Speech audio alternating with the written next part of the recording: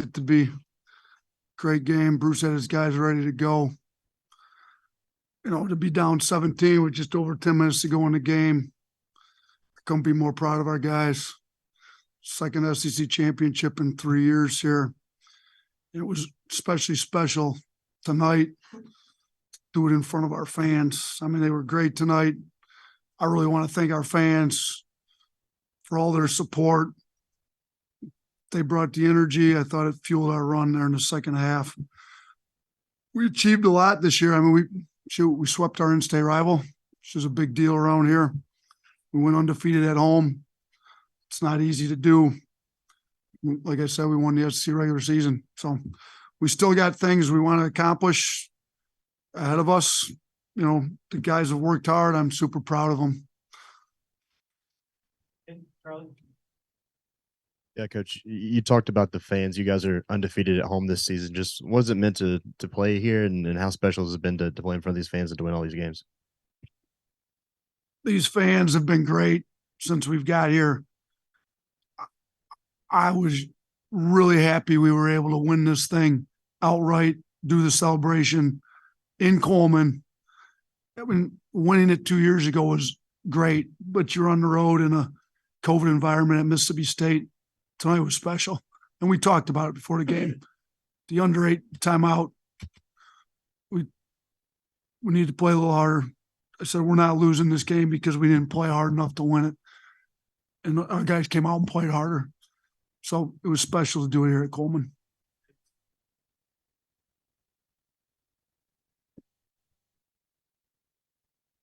Hey, Nate. So there was some talk on Twitter that, Javon Quinterly may be the X factor for you guys in Tuscaloosa. Is that something you agree with? And just talk about his performance tonight. I can't be more proud of JQ. I mean, I told the team, we're getting the March version of JQ. He's definitely the X factor. He's played great for us, particularly in the second half, the last 2 games. I mean, he's obviously really talented. I mean, you look at his line tonight, he ends up with 24 points, 6 assists, not 1 turnover, led the team in plus minus at plus 16, really getting locked in on the defensive end. He knows how to win, and he's making a lot of winning plays on both sides of the ball for us. How much, Nate, over here? Oh, sorry. How much energy did that altercation with Javon Quinterly kind of inject into the team? And did you notice a difference in your players after that? Listen, we were in the middle of a run at the time. I was a little worried we might lose some of the momentum, but, we gathered them together. It was at the under 8 media timeout anyways, and just said we can't lose the momentum we had. We got to come out and get some stops right out of the gate. So I'm not sure that ignited us anymore because we were already in the middle of starting to run, but it was an emotional game, and we continue to make the run after that incident. Yeah, on JQ, in terms of him being patient, even with some issues with turnovers at times, maybe shots aren't falling for him at times, but for him to still be locked in at this point in the season, how's he impressed you, or what stood out about the way he's handled this season? We talk about different players' mental toughness. JQ showed a lot of mental toughness tonight. He's showing a lot for a guy that's fifth-year senior in March. Things haven't gone what we all would have hoped they would have gone for the whole year. People forget he's coming back from an ACL tear, and he came back faster than anybody ever imagined. So he played a lot of games early when he really wasn't 100%. He's 100% now, and I'm proud of the way he's been playing. He was huge for us these last 2 games. Coach, one more question about JQ. He's been here with you since the beginning. He came in when you were hired, and he came in that summer. How have you seen him grow just as a player and as a person since he came in with you in the summer of 2019? I think he's embellished the blue-collar winning attitude that we've tried to establish from year one. He sat out as a redshirt because he was ineligible on the transfer, learned the system. He came in. First year he played was when we won the SEC. Last time we won the SEC regular season and the tournament both, he ended up being a tournament MVP. I think he he's learned how to be a winner. He's gotten better as a player. He's gotten better as a leader. If you could hear him in the huddles, and I'm so proud of him as a leader. And I mean, after the game, it just gives you a big hug, and we got a second one, kind of me and him together. I love all of our players, but I love JQ. I mean, he's taken a lot from some different people, a lot of criticism, unwarranted at that, but he's here. It's March, and we got March version of JQ.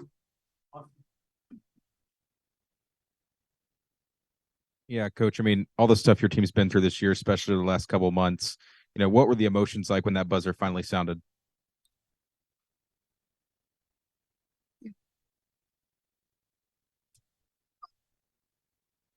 Listen, I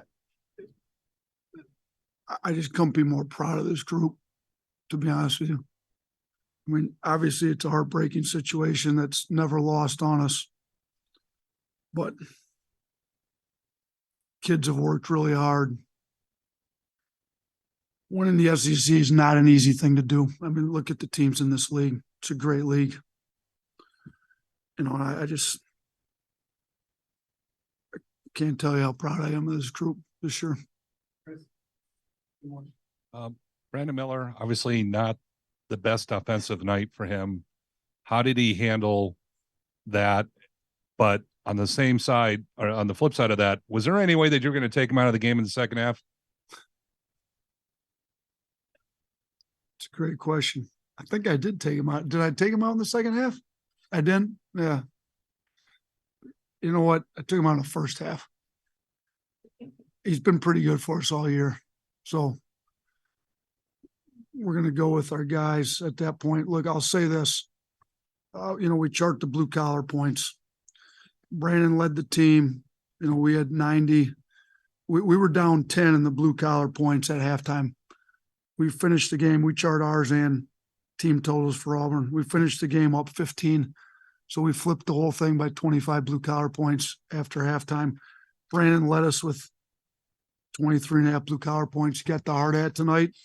Brandon finds other ways to impact the game other than just scoring. He stepped up to the free throw line, made huge free throws down the stretch for us, led the team in rebounding. Him and Clowney both had 17 and 8. He's a winner, and I'm proud of him, and we rode with our guys tonight. In the last few minutes of regulation, and I think all of overtime, you went really small with Quinterly and Sears and Bradley all on the floor at the same time. What makes you comfortable going that small, especially with, at that point, Bediako out of the game? Yeah, obviously we don't do it often. We said at the beginning of the year we could play those guys together and a lot of credit goes to Jaden Bradley for him. He didn't start second half, came in, I think maybe came in 8 minutes to go, somewhere in that range in the second half. Just told him we need him to make as many winning plays as he could. He had that early turnover, rolled with him. I thought he made some tough plays. He's a winner. The finish he had at the rim, the free throws he made. Quinterly was playing great. Sears opened the second half great. And some of our other bigger wings, have been struggling a little bit. So we can go with 3 guards. I mean, shoot, we like to play guards. So it's better to do it when Charles is in the game. Obviously, we didn't have that luxury tonight. So you guys give Noah Clowney a ton of credit, protecting the rim. When he was in the game, I mean, you look, he had the second highest plus minus on the team. I mean, Quinterly was plus 16. Noah Clowney's plus 11. I talked to Noah yesterday about just let's impact the game in a winning way. Let's make sure we're better on offense and defense both when you're in the game. Thought he did an unbelievable job protecting the rim. When he plays like that, and you compare him with Brandon Miller, and those 3 guards are all playing hard, something we've gone with in the past, and we roll with the group that made the comeback for us tonight. Appreciate you guys. Roll Tide.